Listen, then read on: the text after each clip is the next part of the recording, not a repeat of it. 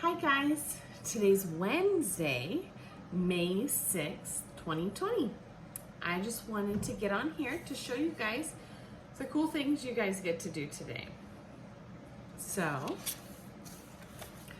the first thing is you turn to in your packet, you turn to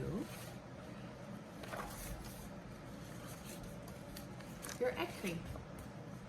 First things first, remember, ECRI is so important because it helps good readers read better and write better, and it helps, if you're having a hard time reading, it helps you learn to read even better. So that's really, really important. Remember, reading is something we do everywhere. We do it when we go to the store, we do it whenever we look at our phones, do it when you drive a car. So it's super important to learn how to read and read well. So remember, when you're doing ECRI, you put your finger under the word and you slide it across fast. And when you start to slide your finger across, then you say the word the fast way. Sound it out in your head first, and then you read it. So you're gonna read all of these words that way, and then the sounds as well. And then you're gonna go back and read it in your brain, just to practice, just to give yourself all that practice, just like if you were going to play basketball or ride a bike. When you're all done, you're gonna read it in your silly voice, like you're underwater, glub, glub. When you're done with that, you're gonna choose 2 words or more to write your 2 sentences with.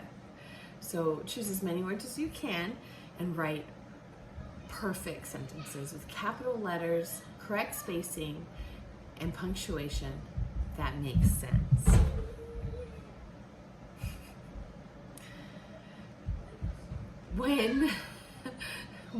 When you're done with that, it's time for you to read your decodable reader. So read through your story, read it again, and make sure you highlight your irregular words. And then think about what the story's mainly about. It's really important to think about what you're reading while you're reading it and write those sentences, because that's what really gets your brain pumping, okay? When you're done with that, you have your spelling words. And today you draw a picture. You draw a picture and then you wrap your words around it. So you're gonna write your words 5 times each. And your words are hooks, wood, curled, and oval. Pretty good. And then it's time for your sum challenge. Today, you're gonna finish this book up. So we're gonna do 4 and 5.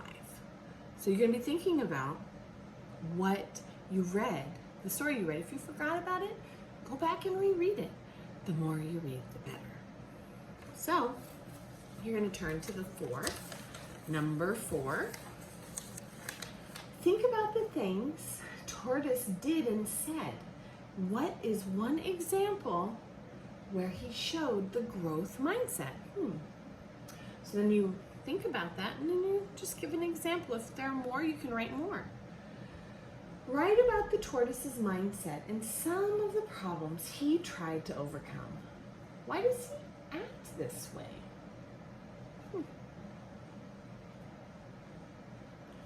All right. And then you're going to read the story summary, what it's mainly about. And then you're going to answer the questions down below. What happened while Hare slept? Underline it with red. Or go back, underline it. Why was Hare so mad? Underline that with blue. So you go back, you underline that with blue. What kind of vehicle might Tortoise want to make? Think about that and underline that with green. So you find the evidence in the story and you underline it, so that way you know exactly where it is. Make sure you're right. Don't forget, there's something on the back too to fill out. Write about a time when you had a growth mindset or a fixed mindset. That's important to know. It's good to think about that sort of stuff.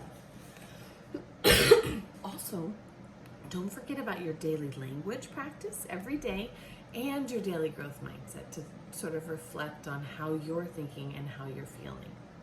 When you're done with all of that, you have your plant journal. Don't forget, look at your bean, check to see if it needs water.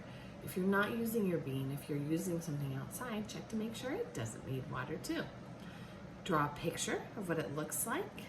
If you're choosing a different plant outside, then you can't choose different plants every day. You have to stay with the same plant, okay? And then write about it. Remember to use complete sentences, capital letters, correct spacing, and make sure it makes sense. That's important when you're writing. When you're done with that, it's time for math. So, if you are a junior, you'll be working out of this book, chapter 8. You're going to turn to page 450. You're going to be doing the Share and Show and On Your Own. And you're going to be using tens and ones to show your work, basically. So you're going to write the difference. You're going to be subtracting today. How many tens? So right here, you will count them out. 6 tens, 6 lines. 1, 2, 3, 4, 5, 6. Then you're going to take 2 groups of 10 away, 20 of them away. How many are left? You guys have got this. This is going to be great. You can do this page and this page. When you're done with that, you can, if you have time, you can keep going and do the rest of the lesson. Might as well.